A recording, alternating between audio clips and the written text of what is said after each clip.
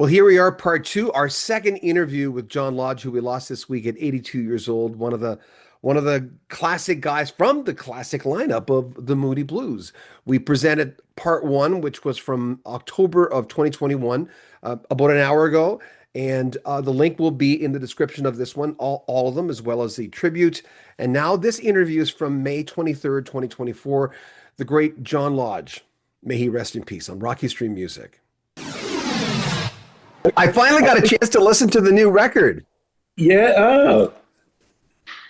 Really inspiring. I got to tell you, man, I loved it, and I felt guilty. I went, oh, I haven't listened to it till now. And how long did that take you to do? It took quite a long time because I started it originally as a live concert. So we rehearsed and rehearsed and rehearsed. And then we decided to make the album. And it took a long time working out how to do the album to really.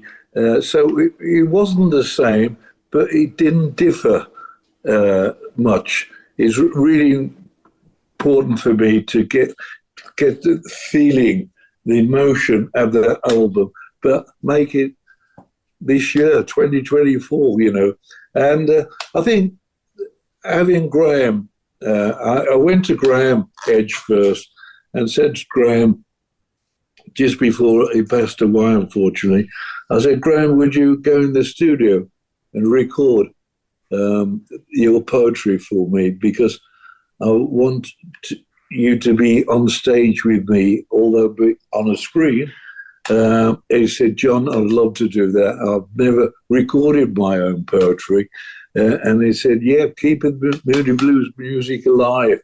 And it's a really great moment on stage when Graham comes on that screen. There's a lot of emotion there. A lot of years we worked together. And so when I progressed into the album, I had lots of pieces already worked out from the live concert. And then I said to Alan Hewitt, who was, my musical guy, musical director, Alan, how can we do this? And not make it the same, but keep the emotion and the spirit of the album. And one of the things I thought about, it was introducing more electric guitar into the album, which I did, and changing a few things, but probably people who've got an original album wouldn't perhaps notice them, but they are slightly different. And it gave it its own personality, I think, to the album. You, Justin had told me, and you had told me a similar story about the originally with this album being planned for this, and then it turns into this. Was that a group decision of going, we're going to do this? Yeah, group decision. we were helped by Peter Knight, the orchestra guy, because he was the leader of the London Festival Orchestra, and he came to see us at the concert in London, and he said, you should introduce your own songs into this. And that gave us an impetus. We said, that's it. And we didn't have anybody from this record company come into the studio while we were rehearsing. And then we played it back to everybody. From a record company point of view, it wasn't what they wanted, because they wanted a sampler album, really. But we had two people there. A guy who was head of the classical department of Decca, called Hugh Mendel, understood entirely what we were trying to do. And there was a vice president of London Records out of New York there, and he knew it. He knew that it was the beginning of, can I say, progressive rock. Is the young kid that wanted to be a musician. I get a feeling he's still living in you, alive and well, and having fun up there. Yeah, I really am. I play every day. I've just been speaking to Alan Hewitt, my musical guy, this morning, uh, discussing the concert tour. Yeah, I love it. Since I got hooked on rock and roll music when I was 13, it stayed with me all the while. I play music non-stop all day. I just love it, and it's exciting. What would you tell him now, knowing what you know, that 13-year-old? I've had an incredible ride, and I'm still having an incredible ride.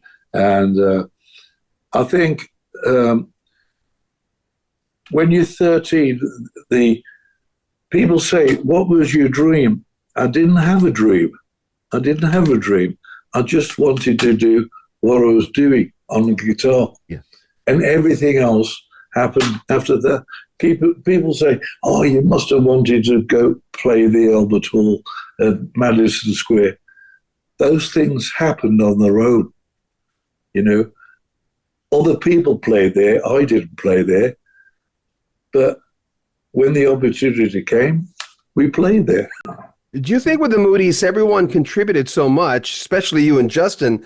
Did you and Justin ever have a Lennon McCartney thing where someone was, if someone contributes at that level, it makes you work a little harder? Was that even conscious for you? I think Justin and we used to sit in his studio or my studio, and we'd go back for thoughts and ideas, like Gemini Dream.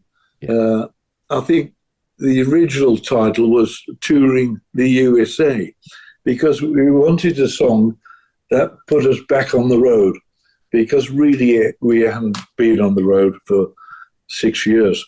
And I remember thinking, oh, long time no see, you know.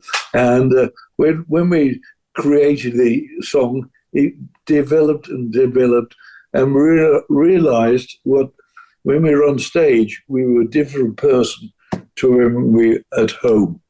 And when we were on stage, we were living that Gemini dream, being a musician. Who taught you how to phrase? Because I remember Gemini Dream to me and a few of your other songs, I like the way you phrase. Was there something that taught you? Because there's a nice bounce to Gemini Dream. Is there anybody that you liked that you learned songwriting from in the early days?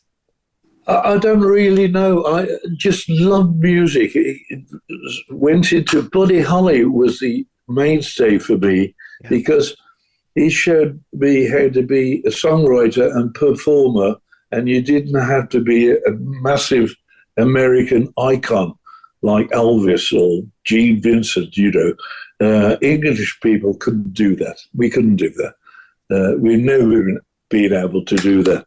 And we found another way through Buddy Holly. That's what the chord structures, really interesting chord, no 12 bars anymore, just different.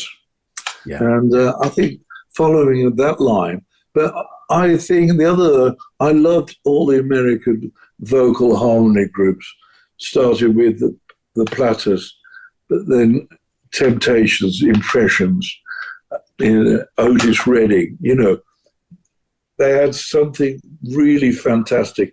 And I thought, if he could take that type of harmony into English guys, it might really work well. How were your parents with music? How did they react? Been my biggest fans, I think. Yeah, my mum still, unfortunately, she's passed away now, but 92, she was still coming to my concerts. And my dad passed away a long time ago. He loved it.